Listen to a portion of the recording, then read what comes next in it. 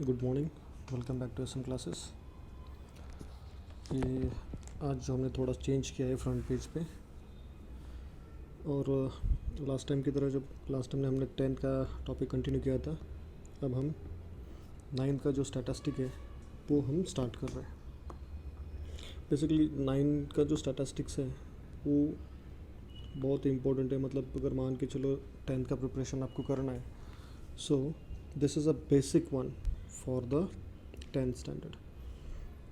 So just this is our target today. We are completing this one. So statistic जो है वो बहुत ही important है. Okay, right now if you are in a 9th standard,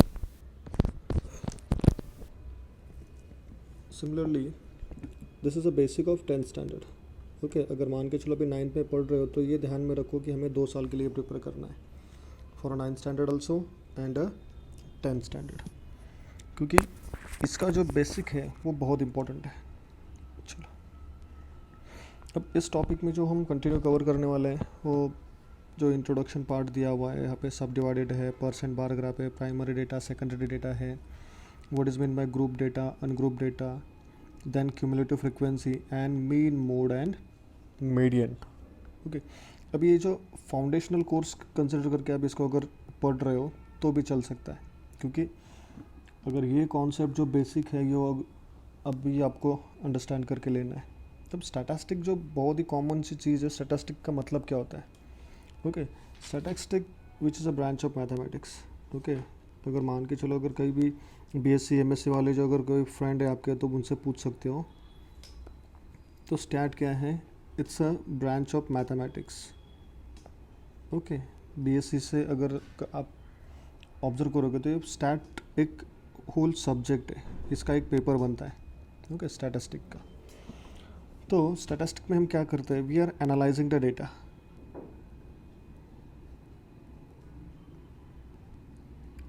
analysing the data, analysis करते हैं। Second one, we are collecting the data. We are collecting data, and by analyzing and after the collection, okay, we are converting the data in pictorial format.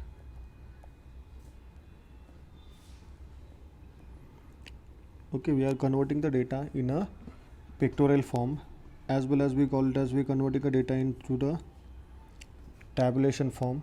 Okay. सो अगर हम data के बारे में बात कर रहे हैं तो थोड़ा सा बेसिक हमें इसके बारे में जानना ज़रूरी है। अब मान के चलो हम स्टैटिस्टिक पढ़ रहे हैं तो स्टैटिस्टिक्स में क्या क्या इम्पोर्टेंट है, क्या क्या हमें मालूम होना चाहिए। अगर मान के चलो अगर स्टैटिस्टिक में एक बात तो हमें पता चल गई कि जो डेटा है, सो डेटा को हम क्या कर रहे हैं? एनालाइज कर रहे हैं। सो तो किस तरीके से हम डेटा को एनालाइज करें या फिर किस टाइप में हम डिस्कस करेंगे, तो देख लो स्टैटिस्टिक्स जो है इसमें एक तो we are converting a data in a tabulation form. We are converting a data in a tabulation form. अब tabulation, second one pictogram. Okay, so second one pictograph, and third one which we call it as a line bar graph. Okay, so अब tabulation के बारे में बात कर रहे हैं तो टैबुलेशन में क्या क्या आएगा? So we convert the data, whatever the data which is given to you, we converting the data in the form of group data and ungroup data. So grouped form of data and ungrouped form of data में हम जो conversion करते हैं, so that comes under a tabulation form. अब यहाँ पे tabulation के बारे में अगर बात करना है तो हम एक एग्जांपल के तो लेके हम सॉल्व कर सकते हैं या फिर बता सकते हैं। अगर मान के चलो आपके क्लास में कितने बच्चे हैं जो एग्ज़ाम के लिए गए थे, मान के चलो 10 बच्चों ने एग्ज़ाम दिया, ठीक है। अब 10 बच्चों के हम मार्क्स यहाँ पे लिख लेते हैं। सो पहला नंबर रोल नंबर 1 2 3 4 5 6 7 8 9 एंड 10। अब अज्यूम करके चलो उनके मार्क्स कुछ ऐसे आए, 20 में से एग्ज़ाम था।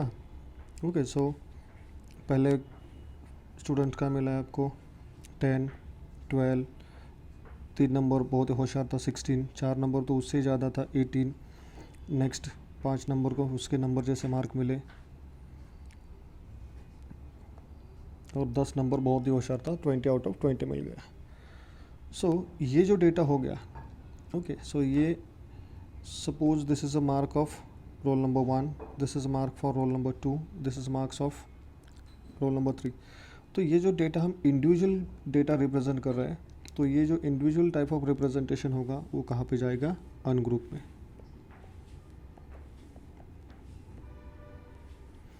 ओके, इंडिविजुअल के बारे में हम बात करेंगे तो वो होगा अनग्रुप। हमने ये किसी का ग्रुप बनाया क्या, नहीं, एक ही बंदे का मार्क है तो सेपरेटली लिखा है। सो ये जो डेटा आएगा वो अनग्रुप डेटा कहलाया जाएगा। अब मान के चलो ग्रुप में क्या करें, ग्रुप के बारे में क्या होगा, अगर सपोज हमने ग्रुप्स बना दिए, ठीक है, सो क्या कैसे ग्रुप बना दिए, अब मान के चलो 0 से लेके 5 तक, 0 से 5 तक कितने लोग हैं कि जिनको मार्क्स मिले 0 to 5। Second one 6 to 10, okay, या फिर 11 to 15 और 15 to 20। चलो थोड़ा मैं चेंज कर देता हूँ, कंटिन्यूस लिख लेता हूँ यहाँ पे classes. Okay, so 0 to 5, 5 to 10, 10 to 15 and 15 to 20। अब यहाँ पे कितने लोग हैं कि जिनको 0 से लेके 5 तक मार्क मिले। अब यहाँ पे देख लो 0 to 5 कोई भी नहीं है। ओके, नेक्स्ट 5 to 10, 5 to 10 में देख लो ये 5 6 9, ओके, ये कितने लोग हैं, 3 लोग हैं। So right on here 0 3,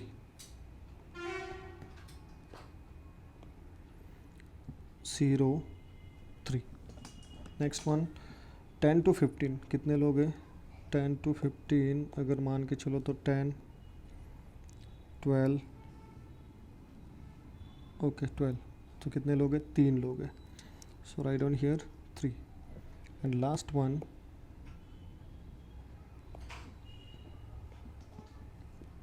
15 to 20, so 16 18 and 20।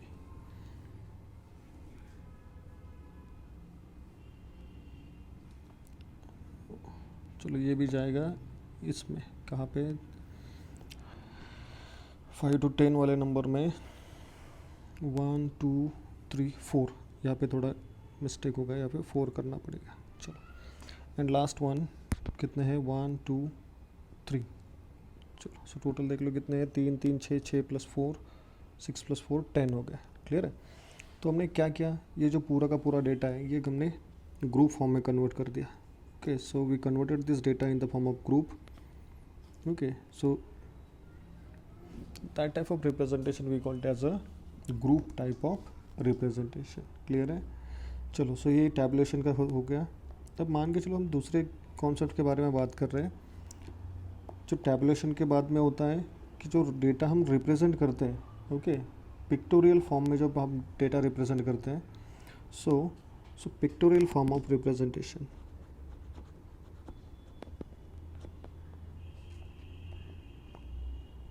Pictorial form of representation. अब पिक्टोरियल फॉर्म अगर देखोगे तो पिक्टोरियल फॉर्म में क्या है, actually there are two types of charts are there, two types of pictorial presentation is there. Okay, let's take a one first example and just assume it this is a second one.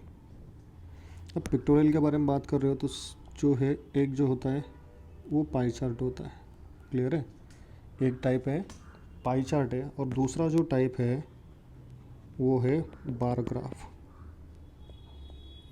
Okay, bar graph it comes under pictorial form और pie chart. पाई chart का example अभी आप तक आपने कभी देखा होगा नहीं देखा होगा पता नहीं, बट ये it's like a pizza.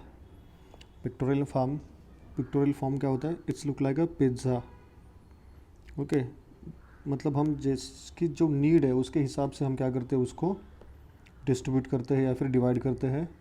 Okay, तो ये हो जाएगा पिक्टोरियल फॉर्म, इस तरीके का रिप्रेजेंटेशन होता है।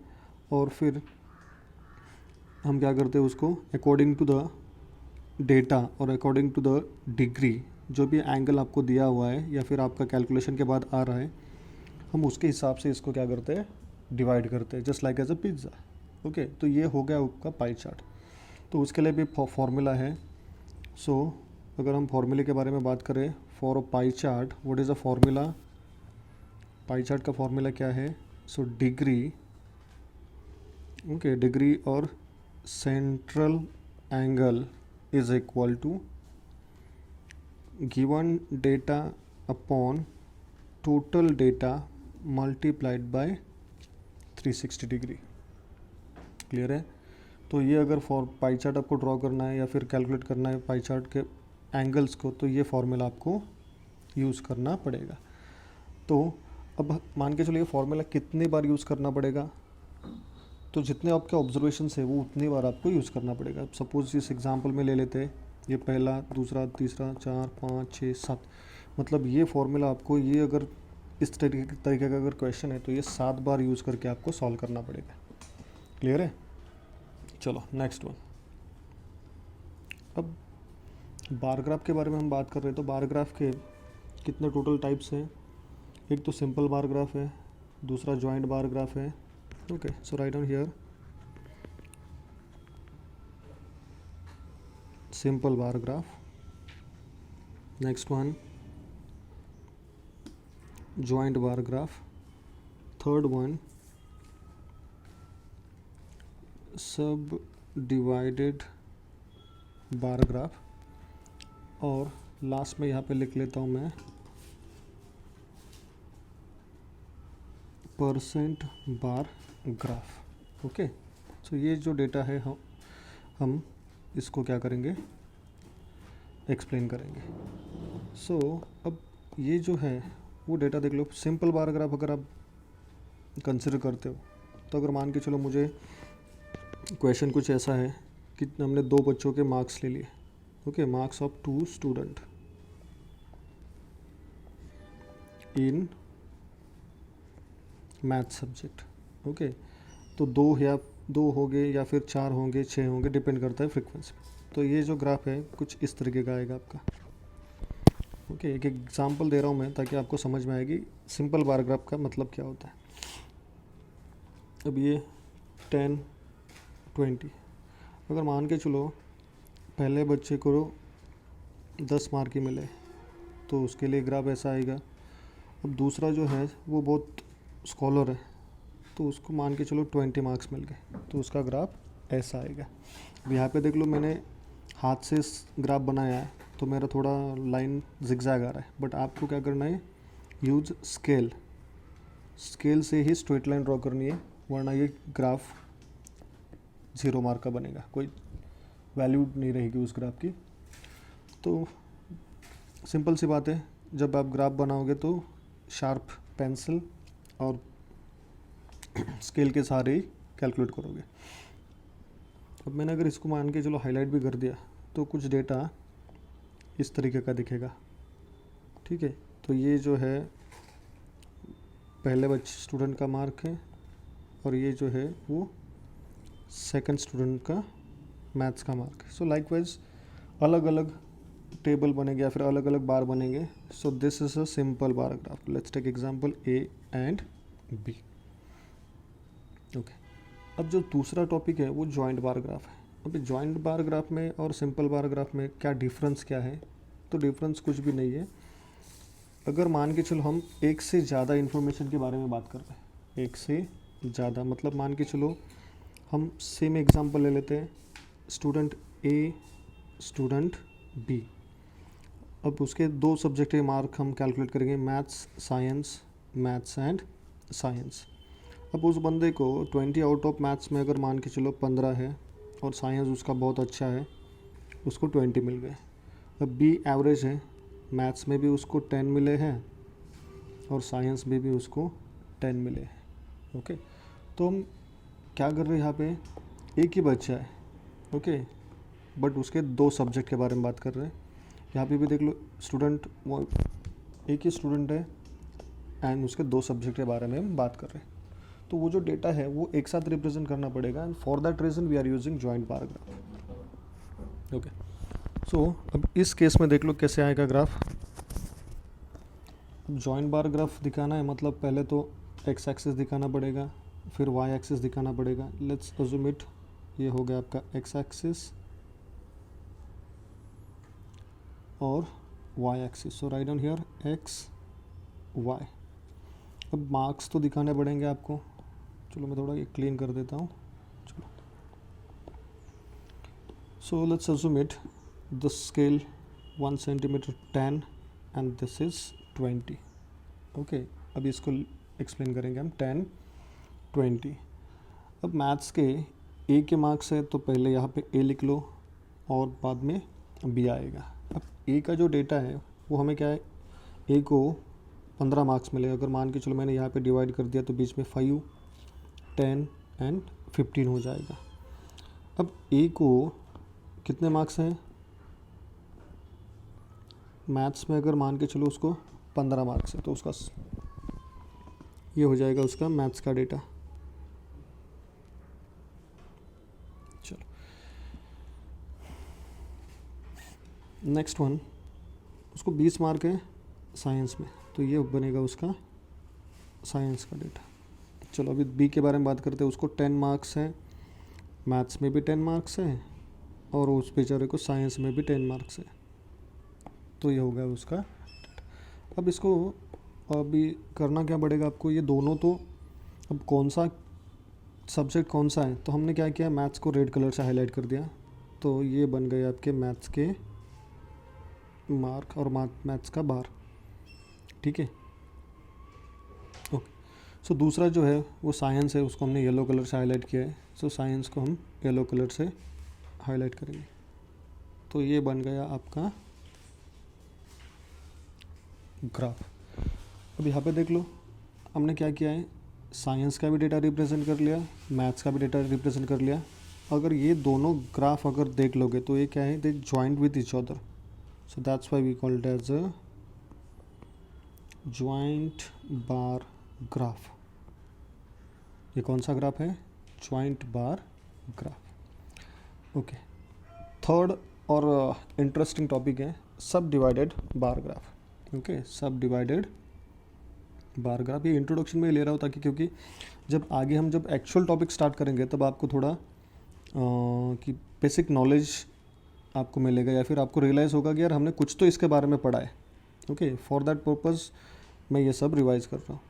सो सब डिवाइडेड बार ग्राफ। ओके, सब डिवाइडेड का मतलब होगा कि एक ही बार हम 2 3 ओके ऐसे पार्ट्स में डिवाइड करेंगे।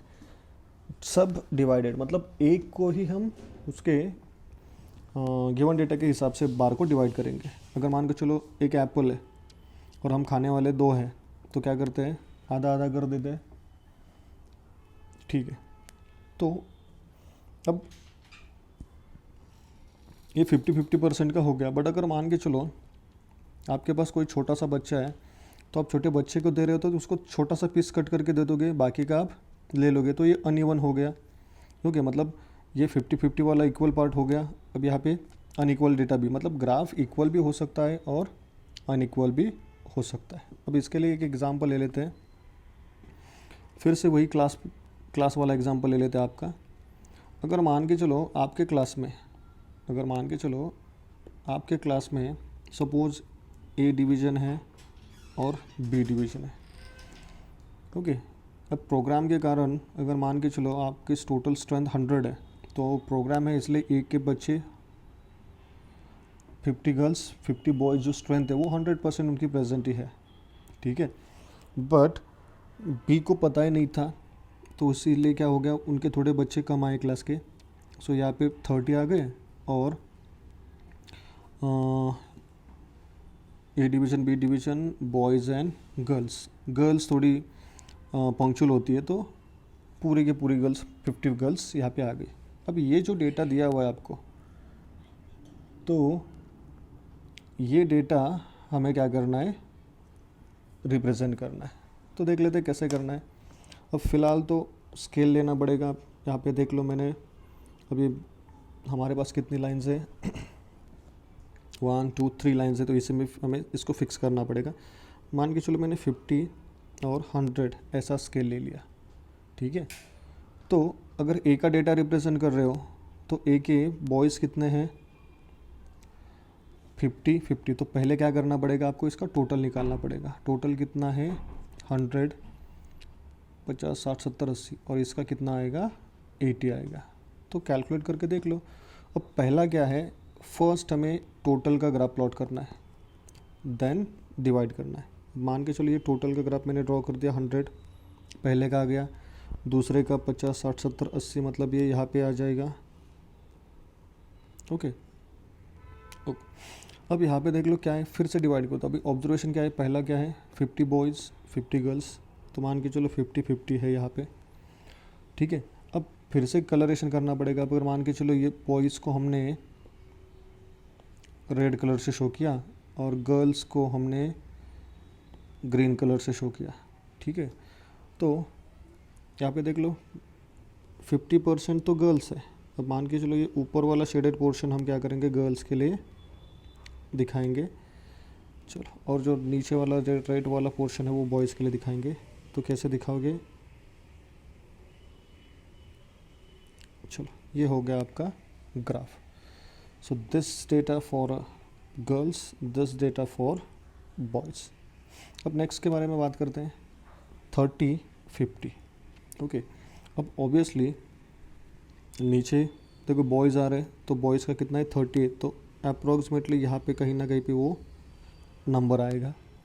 सो फिर से इसको हाईलाइट कर दो। रेड कलर बॉयज़ के लिए है तो highlight with red colour, green colour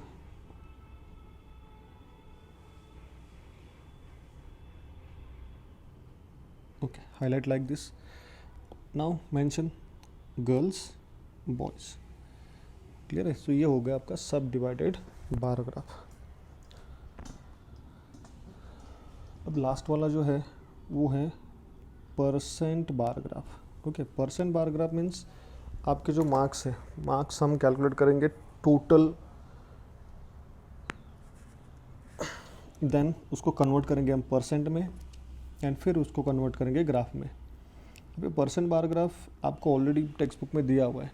अगर हमने यही डेटा अगर कैलकुलेट किया, कौन सा वाला, number of boys and girls, okay, number of boys and girls, करना क्या है, खाली उसको क्या करना है, परसेंट बार ग्राफ में कन्वर्ट करना है। मैं एक एग्जांपल ले लेता हूँ यहाँ पे। सपोज ए डिवीज़न के बॉयज़ कितने हैं 50 है, गर्ल्स कितनी हैं 50 हैं। अब कैलकुलेट क्या करना पड़ेगा आपको, परसेंट ऑफ गर्ल्स, तो इससे पहले टोटल निकालना पड़ेगा।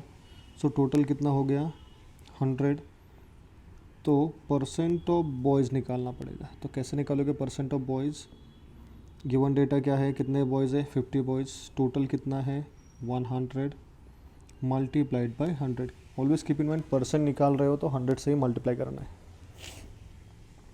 100 it cancels with each other, your answer is 50।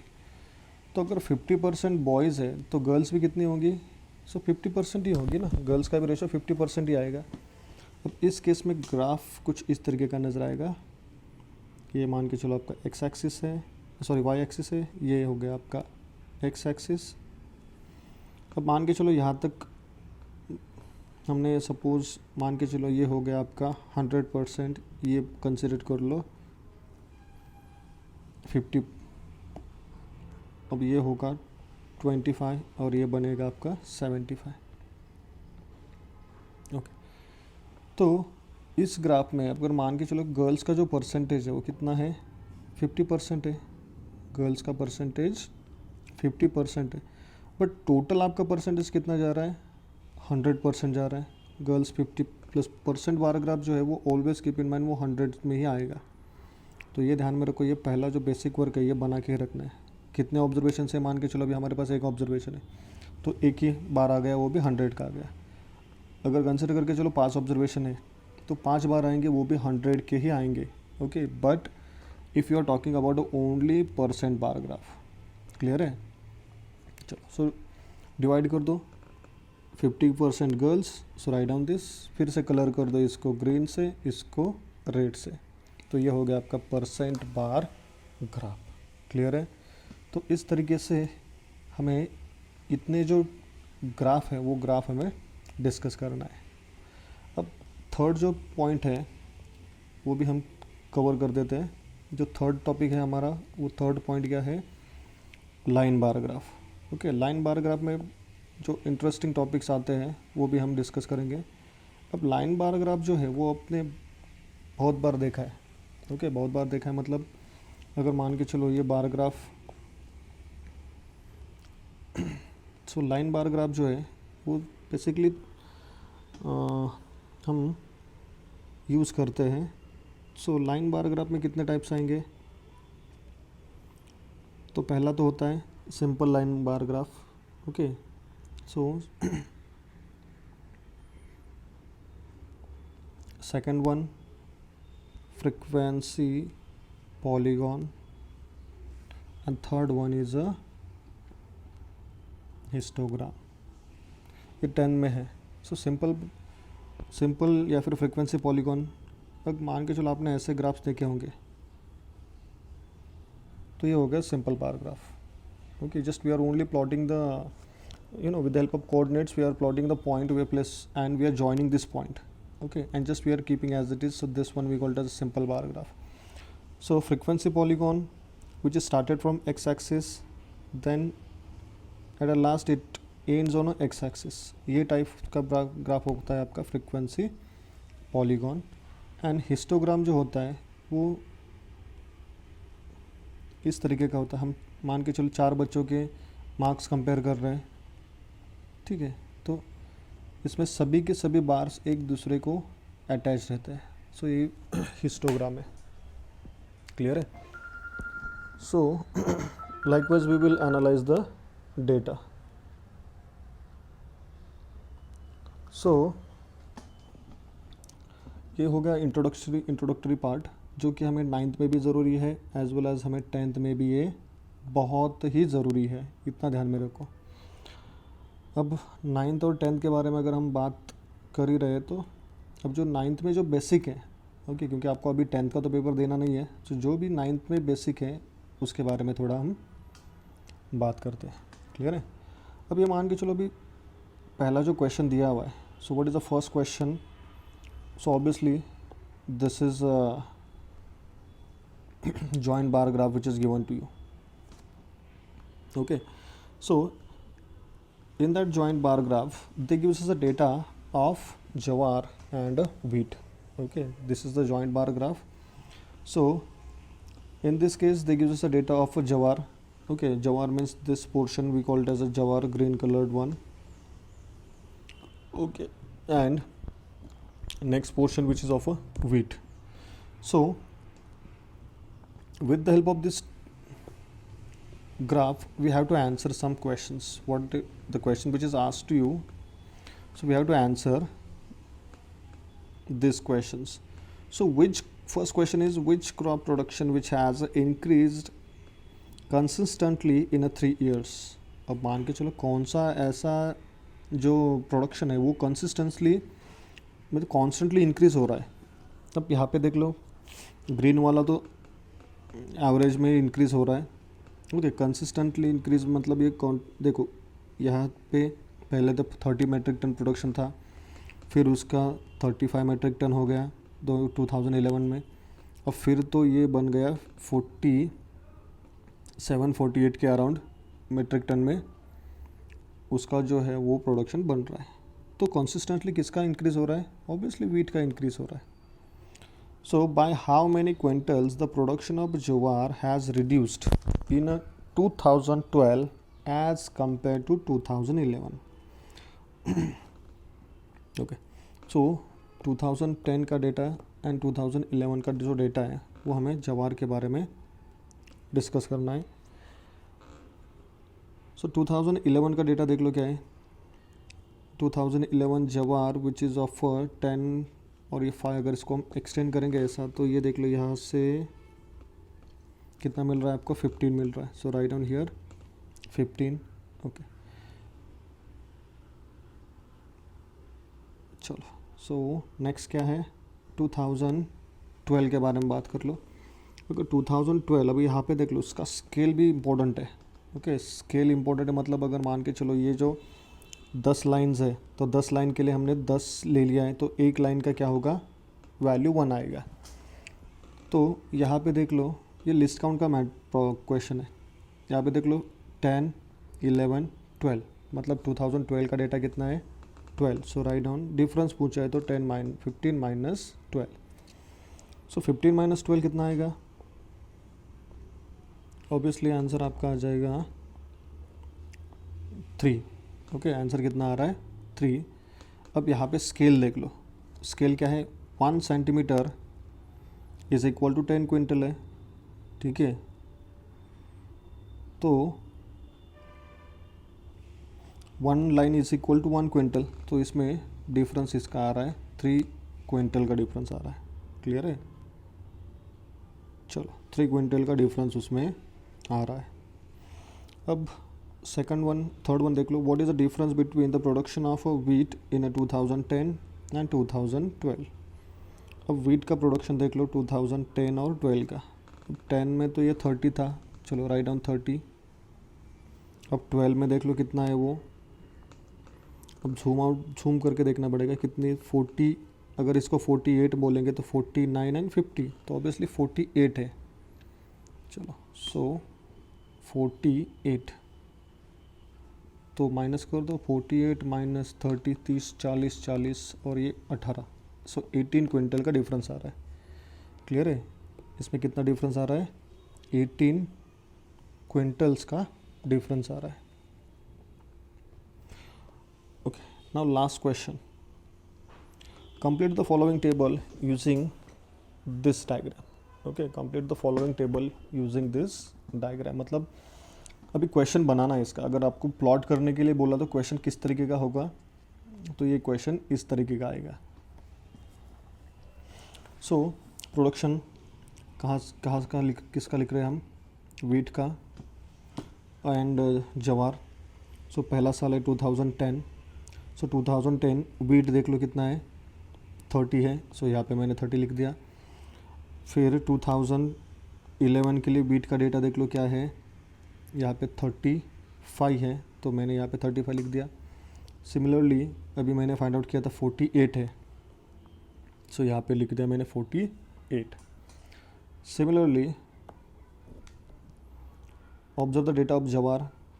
सो अगर जवार को यहाँ पे देखोगे तो कितना है वो, 10 है, सो जवार is 10। For a second year जवार इज़ अराउंड 15, सो मैंने यहाँ पे 15 लिख दिया। और थर्ड केस में यहाँ पे देख लो 10 + 2 12, so therefore 12 is there.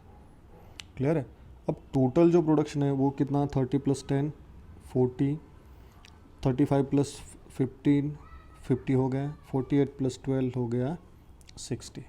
Okay so यहीं पे मैं क्लियर कर देता हूँ कि अगर मान के चलो डेटा ऐसा दिया तो इस टाइप के क्वेश्चन पूछे जाएंगे, और अगर क्वेश्चन जो है वो ये होगा आपका, तो हमें इस टाइप के क्वेश्चन ग्राफ में कन्वर्ट करना पड़ेगा। तो क्वेश्चन ग्राफ दिया होगा तो ग्राफ के बेसिस पे से क्वेश्चन पूछे जाएंगे, या फिर अगर ऐसा क्वेश्चन दिया है तो ग्राफ प्लॉट करने के लिए बोला जाएगा। सो 2 टाइप के क्वेश्चंस आपको यहाँ पे पूछे जाते हैं। अब ये देख लो सब डिवाइडेड बार ग्राफ है। अब सब डिवाइडेड बार ग्राफ अगर प्लॉट करना है तो भी हमें टेबल बनाना पड़ेगा, और फिर अब इसी के लिए मैं टेबल भी बना के दिखाऊंगा आपको कि टेबल कैसे बनाते हैं। अगर मान के चलो पहले अगर हमने टेबल बना दिया तो क्या टेबल बनेगा, तो first of all year, okay next one wheat, third one जवार एंड लास्ट वन टोटल आएगा। चलो अब 2010 के बारे में डेटा हम कलेक्ट करते हैं। 2010 का। अब 2010 में अब टोटल कितना है 40 दिया हुआ है, अभी देख लो टोटल कितना है 40, तो राइट डाउन हियर 40। अब उसमें से 30 तो क्या है वीट है, यहाँ तक देख लो क्या है ये वीट है, सो 30 वीट बचा 10 जवार। चलो अब नेक्स्ट 2011 के बारे में बात करते हैं। अब 2011 में देख लो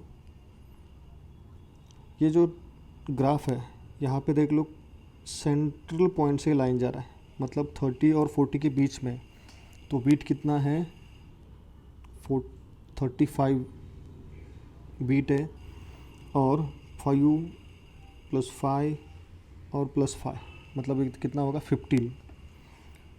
तो ये 15 मतलब यहाँ से देख लो, यहाँ से यहाँ तक 10 हो गया, और ये 5, ये हो गया 15, और टोटल तो ऑब्वियसली ये 50 होगा। अब 2012 के बारे में बात करते हैं। सो 2012 का अगर प्रोडक्शन देखोगे तो वीट का प्रोडक्शन देख लो कितना है 50। अब यहाँ पे तो 50 की लाइन है, फिर 2 लाइन इसमें कम है, तो 50 - 2 करोगे तो 48 बनेगा। सो राइट डाउन हियर 48। अब टोटल डेटा कितना है 60 है, तो 60 माइनस कर दो 48, 49, 50 मतलब 12, तो क्या आ जाएगा आपका प्रोडक्शन ऑफ जवार आ जाएगा। क्लियर है? तो इस तरीके से हमें क्या करना है, ये डेटा कंप्लीट करना है। ठीक है, चलो तो ये हो गया आपका, दिस इज़ द डेटा। अगर आपको टेबल फॉर्म में पूछा गया टैब, तो ये आपको ऐसे टेबल कंप्लीट करके क्या करना पड़ेगा, रिप्रेजेंट करना पड़ेगा। क्लियर है? So this is the method to represent the data in a tabular form. So this is a question for you. अब ये क्वेश्चन है तो इसका आंसर क्या बनेगा, ये बनेगा। क्लियर है? सो लाइकवाइज हमें क्या करना पड़ता है, ये ग्राफ क्वेश्चन से ग्राफ में कन्वर्जन करना पड़ता है। चलो अब ये ग्राफ दिया हुआ है, तो इसके बेसिस पर से हम क्वेश्चंस थोड़े देख लेते क्या है। So this is a subdivided bar graph, okay, and from that subdivided bar graph we have to solve the questions. So let's see questions क्या क्या है। So let's see the first question, show the total production of a year 2010 by a bar, height of the bar should be okay, questions के बारे में बात करना भूल गए हम, ये थोड़ा और अलग ही चल रहा है। सो इन्फॉर्मेशन दिया हुआ है इसके लिए।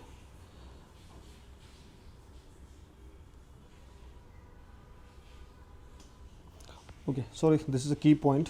तो इस पे से क्वेश्चन जो है वो हम खुद बनाते या फिर हमने ये डेटा कलेक्ट किया। अब यहाँ पे अगर क्वेश्चन होगा, so in which year which find out the highest production of a wheat, कौन सी ईयर में है। सो ऑब्वियसली 2012 हाईएस्ट प्रोडक्शन किसका है, वीट का है। सो नेक्स्ट होगा कि what is the difference between production of जवार इन 2010 एंड 2012। अब 2010 का डेटा देख लो और 2012 का डेटा देख लो।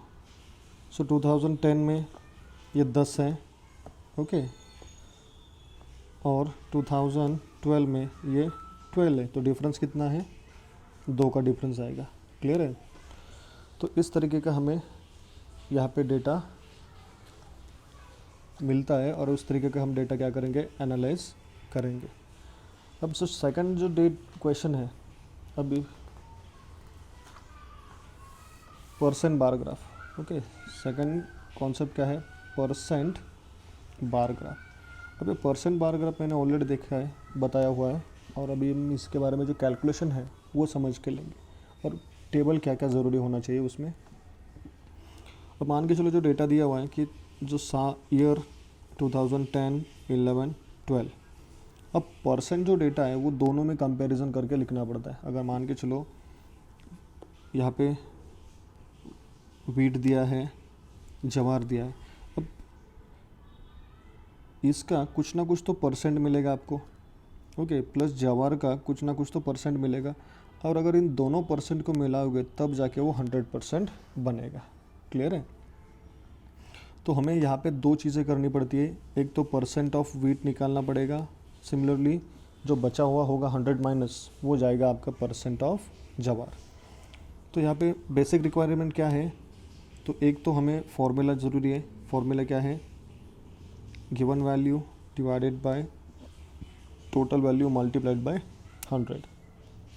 अब यहाँ पे देख लो, so percentage of wheat, okay, यहाँ पे हम क्या कर रहे हैं, वीट के बारे में बात कर रहे हैं। सो परसेंट ऑफ वीट, तो इसके लिए ये होगा गिवन डेटा, ठीक है। अब टोटल डेटा यहाँ पे 40 लिया है, ओके, मतलब हमें क्या करना पड़ेगा, इन दोनों की सम लेनी पड़ेगी, तब जाके वो आपको टोटल डेटा मिलेगा। क्योंकि वीट भी है जवार भी है, दोनों को मिला के हमें क्या कंसिडर करना पड़ेगा, टोटल कंसिडर करना पड़ेगा। अब मैं यहाँ पे लिख लेता हूँ, फॉर द फर्स्ट केस 40 आ जाएगा आपका टोटल डेटा। यहाँ पे एक टेबल भी बना सकते हो एक्स्ट्रा, यहाँ पे बीच में ना, एक काम करो एग्ज़ाम में बीच में यहाँ पे एक टेबल बना दो टोटल का, क्योंकि कन्फ्यूजन नहीं होगा आपका। तो मैं थोड़ा यहाँ पे बना देता हूँ टेबल। सो फर्स्ट केस में 30 + 10 40, ओके, देन 35 + 15 50 होगा, 48 और ये 60। तो ये आपका बनेगा गिवन डेटा, क्योंकि ये ज़रूरी है जब ये आप परसेंट निकालोगे। तो किसका परसेंट निकाले हो आप, वीट का। सो ये given data divided by total data multiplied by 100। So 30/40 multiplied by 100 बनेगा 75। Similarly 35 divided by 50 multiplied by 100 70। So 48 divided by 60 multiplied by 100 is equal to 80। अब बहुत से बच्चे बोलेंगे सर ये तो यहाँ पे प्रिंटेड है, कोई प्रॉब्लम नहीं, आप यहाँ पे वीट का है तो वीट की जगह पे आप क्या कर लो, जवार का निकाल लो। तो जवार का आप कैसे निकालोगे, सो जवार के लिए गिवन डेटा क्या होगा 10। सो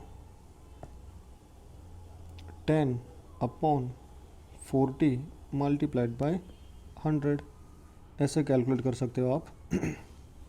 सेकंड केस में आ जाएगा आपका 15/50 मल्टीप्लाइड बाय 100। तो अगर 52 100 हो गया, सो 15 30 आएगा। क्लियर है? तो अगर इसको सॉल्व करते हो तो 10 1 10, 10 4 40, सो 100/40 बनेगा आपका आंसर। 100/4 तो बचेगा आपका 25। तो देख लो, आइदर दिस मेथड और आइदर दिस मेथड, आपको सेम ही आंसर मिलेगा। क्योंकि अगर पहला अगर आपने ऑब्जर्व कर दिया 75% + 25 तो 100 बन रहा है। सेकंड में देख लो 70 + 30 फिर से 100 बन रहा है। तो किसी एक का परसेंटेज बाय कैलकुलेशन निकाल लो, और बाकी जो है वो क्या करना है, 100 माइनस परसेंटेज कर दो, आपका आंसर मिल जाएगा। क्लियर है? चलो, तो ये जो परसेंट का था वो हमने अभी कंटिन्यू कर दिया। ठीक है, अब चलते हैं नेक्स्ट क्वेश्चन की तरफ। अब मुझे मेरे ख्याल से हमें यहाँ पे रुकना चाहिए क्योंकि बहुत लंबा वीडियो हो रहा है। सो यहाँ से जो आगे वाला जो वीडियो है, जो questions based on a percent bar graph, word problems है, फिर प्रैक्टिस सेट नंबर 7.1 है, तो वो क्या करेंगे हम नेक्स्ट सेशन में कंटिन्यू करेंगे। क्योंकि डेटा तो मेरे पास ऑलरेडी है, I will solve it in a next session, because video अगर 1.5 घंटे का 2 घंटे का हो जाएगा तो प्रॉब्लम आ जाएगी। तो छोटे छोटे वीडियोज़ में हम थोड़ा एक्सप्लेन करेंगे। So we will stop here. So in a next session we will continue from this page. So अब ये आपका काम है, just you do like, share and subscribe our channel. So once again, thanks for watching. Okay, do like, share and subscribe. So thank you.